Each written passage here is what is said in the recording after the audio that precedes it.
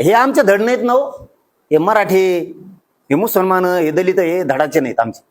हे जर नीट जर राहील ना, मुसलमानाचं कोणाचंच वाकडं करू शकत नाही देऊ. फक्त दंगली करायच्या त्याला आणि मत भागून घ्यायचे. नुसतं झुंजी देते एकामेकाला. आमच्यात कोटाकोटी लावते. घेणं नाही देणं, जे आयुष्याला लागतं ते दे ना. हिंदू धर्म टिकायचा ना तुला. आम्ही कोण आहेत? हिंदू आहेत ना. कारण आमच्या लेकरा बाळाला बी मोठं. मराठी हिंदू नाहीत का? तर नुसतं मारामारी लागतात हिंदू मराठी. हे लेकरा बाळ ओरडतात ना रोज आरक्षण दे म्हणून. तुला हिंदू धर्म टिकून धरायचा ना. अरे हिंदू धर्म तर आम्ही टिकितो फक्त. सगळ्यात आधी काठ्या घेऊन आम्हीच असतो. मराठ्याशिवाय कोणी परंपरा नाही टिकून धरीत.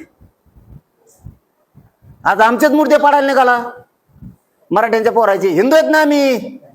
आणि जातवान अस्सल हिंदू आहेत. परत आम्हाला गर्व आहे, स्वाभिमान आहे आमच्या धर्माचा.